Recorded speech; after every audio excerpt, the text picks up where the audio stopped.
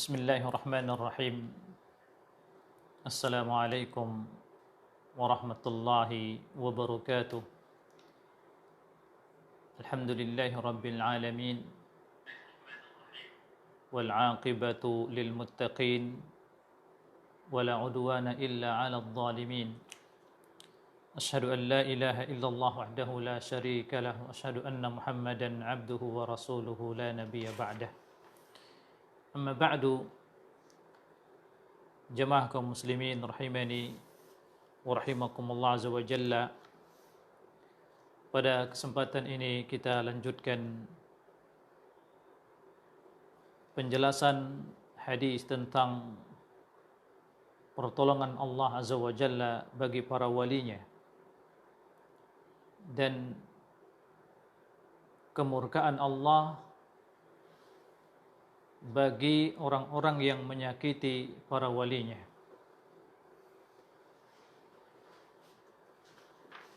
Dan telah kita jelaskan, telah kita baca bersama bahwasanya siapa saja yang memusuhi, menyakiti wali-wali Allah, maka Allah azza wa jalla mengumumkan perang dengannya. Maka siapa yang akan mampu berperang dengan Allah? Maka hadis ini menunjukkan tentang tidak boleh seseorang memusuhi dan menyakiti para wali-wali Allah, dan siapa saja yang benci, menyakiti dan memusuhi para wali Allah, maka Allah mengancamnya. Maka Allah siap, Allah kabarkan kepadanya, Allah akan memeranginya. Kemudian qauluhu fil hadits wa ma taqarraba ilayya 'abdi bi syai'in ahabba ilayya min ada'i maftaratu alaihi. Pada hadis ini isbatu sifatul hub lillahi, sifatul hub lillah azza wa jalla. Tidaklah hambaku mendekatkan dirinya kepadaku dengan sesuatu yang lebih aku cintai daripada apa yang aku wajibkan kepadanya. Yakni Allah azza wa jalla mencintai hamba-hambanya yang mendatangkan apa yang Allah wajibkan kepadanya. Wa annahu subhanahu yuhibbu al-ashkhas wal a'mal as-salihah allati tu'malu min qibalihim. Yakni bahwasanya Allah azza wa jalla mencintai manusia dan mencintai amal ibadah soleh yang dilakukan oleh manusia tersebut. Maka pada hadis ini perhatikan jamaah, wa fihi annal faraidha ahabbu ila Allah minan nawafil. Dalil bahwasanya ibadah-ibadah yang wajib lebih Allah cintai daripada ibadah-ibadah nafilah, ibadah-ibadah sunnah. Maka hendaklah seseorang dia menjaga ibadah-ibadah yang Allah wajibkan kepadanya. Jadi ini lebih dia utamakan, baru dia datangkan ibadah yang nafilah, ibadah yang sunnah. Adapun orang-orang yang lebih memperhatikan ibadah sunnah, lalu dia lalai dengan ibadah yang wajib, maka orang seperti ini tidak dicintai oleh Allah, dan ibadahnya yang lebih mengutamakan sunnah, ibadah nafilah, kemudian dia melalaikan ibadah yang wajib, hadza la yanfa'uhu, ini tidak bermanfaat baginya. Karena la tuqbalun an-nawafil illa ba'da ada'il faraid, karena tidak diterima ibadah yang nafilah setelah dikerjakan ibadah yang wajib. Bagaimana seseorang dia tidak mengerjakan solat yang 5 waktunya, tapi dia mengerjakan solat-solat yang sunnah. Demikian juga seseorang dia berniat untuk melaksanakan ibadah haji yang sunnah, tapi dia belum melaksanakan ibadah haji yang wajib. Nah, demikian seterusnya. Jadi seorang hendaklah dia lebih perhatian dengan ibadah yang diwajibkan oleh Allah kepadanya. Baru dia perhatian dengan ibadah yang sunnah.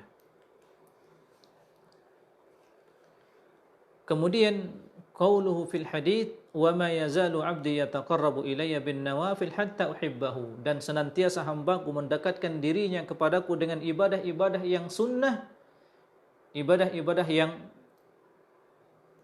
an-nawafil, yaitu ibadah-ibadah sunnah, hatta uhibbahu, sampai aku pun mencintainya. Hiya al-ibadat ghair mafruḍah, maksudnya di sini adalah ibadah-ibadah yang tidak diwajibkan. Apakah itu ibadah salat, ya, dalam salat, sedekah, puasa, haji, ya, umrah. Nah, maka ibadah itu kata Syekh menjelaskan yang qasimul qismain. Ibadah terbagi menjadi 2 bagian, faraidun wa nawafil. Ibadah-ibadah yang fardhah dan ibadah-ibadah yang nawafil, yaitu ibadah sunnah. Ibadah wajib dan ibadah sunnah. Fayubda'u bil faraid awalan, maka hendaklah seorang dia mulai dulu dengan ibadah yang wajib. Nah, thumma ba'da dzalika ya'ti bin nawafil, kemudian setelah itu dia mendatangkan ibadah yang sunnah.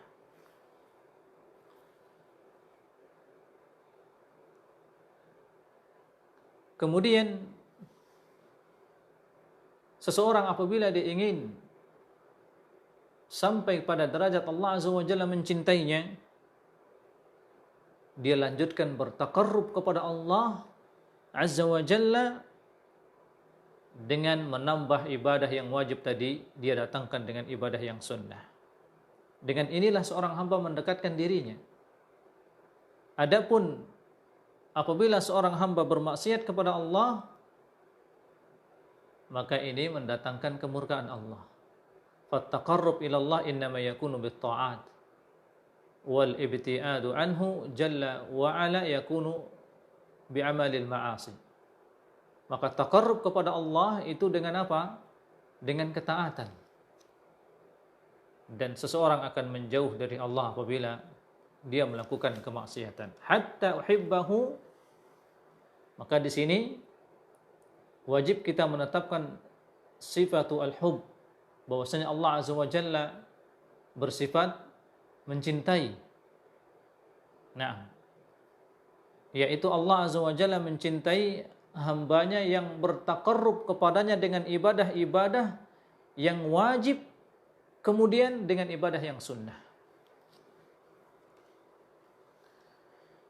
Kemudian dalam hadis fa idza ahbabtuhu kuntu sam'ahu alladhi yasma'u bihi wa basarahu alladhi yubsir bihi. Hadis ini ditafsirkan dengan kalimat yang terdapat dalam akhir hadis, yaitu qauluhu wa la in sa'alani la u'tiyannahu wa la in ista'adani la u'idannahu. Maka akhir hadis ini mentafsirkan hadis fa idza ahbabtuhu kuntu sam'ahu alladhi yasma'u bihi. Apabila aku telah mencintainya, ya, seakan-akan di sini kita mengatakan kuntu sam'ahu alladhi yasma'u bihi, akulah pendengarannya yang dengannya dia mendengar. Maksudnya di sini adalah wala in sa'alani la utiyannahu, artinya Allah Azza wa Jalla akan menolong hamba tersebut karena cintanya Allah Subhanahu wa taala kepadanya. Maka Allah Azza wa Jalla akan membimbingnya, memberikan taufik kepadanya. Tidaklah dia mendengar kecuali apa yang diridhai oleh Allah Azza wa Jalla. Ya, tidaklah dia berbuat dengan tangannya kecuali perbuatan yang diridhai oleh Allah Azza wa Jalla. Demikianlah. Karenanya orang ini apabila dia meminta kepada Allah, la u'tiyannahu, aku akan memberikan apa yang dia minta. Wal in ista'adani la uidannahu, apabila dia meminta berlindung kepadaku maka aku akan melindunginya. Nah, wal muradu, maka maksud hadis ini adalah annallaha jalla wa ala yakunu ma'ahu ma'iyatan khassah. Maka Allah azza wa jalla maksudnya di sini akan bersama orang tersebut, yakni orang yang senantiasa mendatangkan ibadah yang wajib dan ibadah yang sunnah. Allah akan bersamanya dengan kebersamaan yang khusus. Ma'ahu ma'iyatan khassah, fayusaddiduhu fi aqwalihi, maka Allah akan membimbingnya dalam setiap perkataannya. Perkataannya akan lurus. Apa yang keluar dari lisannya selalu benar. Demikian juga Allah azza wa jalla akan memberikan hidayah kepadanya dalam setiap perbuatannya. Inilah makna hadis kuntu sam'ahu alladhi yasma'u bihi ila akhiril hadis. Dan bukan maksud makna hadis ini ya ma'iyatan hissiyah taqtadi al-mukhalatah, yaitu seorang wali dia akan bercampur, ya, dia akan bersama Allah, digandeng dengan Allah. Tidak demikian. Au yakhtalitu fi jismihi, atau Allah menyatu dengan jisimnya, ya, sebagaimana yang diyakini oleh orang-orang al-haluliyah, ya, orang-orang wahdatul wujud, ya, mereka mengatakan Allah berwujud pada jisim hamba ini. Tidak demikian. Nah, akan tetapi maknanya adalah annahu subhanahu yakunu ma'ahu ma'iyatan khassah, bahwasanya Allah Subhanahu wa taala bersamanya kebersamaan yang khusus, yaqtadi at-taufiq wal hidayah wat tasdid fi jami'i tasarrufatihi, yaitu Allah azza wa jalla memberikan taufik kepadanya, memberikan hidayah kepadanya, ya, dalam setiap perbuatannya. Inilah hasil dari Allah azza wa jalla mencintainya. Dan ini didapatkan dengan bagaimana jamaah hasulun minat taqarrub ila Allah, didapatkan dengan bertaqarrub kepada Allah azza wa jalla dengan selalu memperhatikan ibadah yang wajib, kemudian mendatangkan ibadah yang sunnah. Maka hadis ini sebagai dalil tentang keutamaan bertaqarrub kepada Allah azza wa jalla dengan selalu mendatangkan ibadah yang wajib dan mendatangkan ibadah-ibadah yang sunnah. Kemudian qauluhu fil hadis wa ma taraddadtu an syai'in ana fa'iluh taraddudi an qabdi nafsi 'abdil mu'min. Di sini Syekh menjelaskan Allah jalla wa ala yuhibbu ma yuhibbuhu 'abduhul mu'min. Allah azza wa jalla mencintai apa yang dicintai oleh hambanya yang beriman. Dan Allah azza wa jalla membenci apa yang dibenci oleh hambanya yang beriman. Fal mu'min yakrah al maut. Seorang mukmin dia membenci kematian. Ya. Wallahu jalla wa ala yakrahu lahu dzalik, dan Allah azza wa jalla tidak menginginkan itu terjadi padanya. Walakinnahu la budda minhu, akan tetapi itu harus, kematian itu harus datang, mendatangi orang yang beriman. Nah,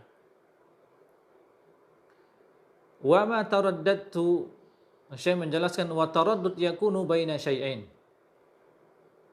Dan ragu-ragu di sini terjadi antara dua pilihan. Walakin Allah jalla wa ala la yataraddad, akan tetapi di sini Allah azza wa jalla bukan maksudnya taraddad artinya ragu-ragu. Wa inna ma ma'nahu karihtu. Akan tetapi maknanya di sini adalah karihtu, wa huwa ma jaa fi akhiril hadis, wal muradu ma karihtu syai'an asaddu min qabdi ruhil mu'min. Tidak ada sesuatu yang berat bagiku, kata Allah jalla fi'ulah, min qabdi ruhil mu'min, dari mencabut nyawa orang yang beriman. Li'annal insan bi tabi'atihi yakrahul maut, karena Manusia tabiatnya dia membenci kematian. Wa hattal bahaim takrahul maut, sampai binatang pun membenci kematian. Walakin la budda minhu. Walakin la budda minhu. Akan tetapi itu harus dia jumpai. Allah Azza wa Jalla membenci kematian menimpa orang yang beriman, sebagaimana orang beriman membenci kematian itu. Akan tetapi la budda minhu, sudah ditakdirkan oleh Allah. Maka orang yang beriman dia harus mendapati kematian. Karenanya di sini qauluhu akrahu masa'atahu, aku membenci menyakitinya. Nah, jamaah yang dimuliakan oleh Allah Azza wa Jalla, itulah kemuliaan yang Allah berikan bagi orang-orang yang senantiasa mendatangkan kewajiban yang Allah wajibkan kepadanya. Kemudian dia tambah dengan dia datangkan terus ibadah yang sunnah. Itulah orang yang beriman, dan itulah para wali Allah, yaitu mereka-mereka yang senantiasa beriman kepada Allah Azza wa Jalla dan bertakwa kepada Allah Azza wa Jalla. Sebagaimana firman Allah, alladzina amanu wa kanu yattaqun. Ya, sesungguhnya para wali-wali Allah adalah orang-orang yang beriman dan mereka senantiasa istiqamah bertakwa kepada Allah. Mereka lah waliullah yang kita dilarang oleh Allah Azza wa Jalla untuk menyakiti mereka, mencemooh mereka, mencela dan merendahkan mereka. Karena bila demikian, apabila terjadi seseorang dia merendahkan dan mencela, menghina orang-orang yang sedang menjalankan syariat Allah, maka Allah siap berperang dengannya. Dan siapa yang akan mampu berperang dengan Allah? Naam, jamaah yang dimuliakan oleh Allah Azza wa Jalla, semoga hadis ini bermanfaat untuk kita. Pelajaran terbesar yang kita ambil bahwasanya wali-wali Allah adalah orang yang senantiasa beriman dan bertakwa kepada Allah, menjalankan semua perintah Allah yang diwajibkan kepadanya dan mendatangkan ibadah-ibadah yang sunnah. Mereka lah wali-wali Allah. Jadi bukanlah para wali itu adalah orang-orang yang pakaiannya dekil, kumal, rambut gondrong, tidak pernah menjalankan ibadah sholat, tidak pernah naik ke masjid untuk sholat berjamaah.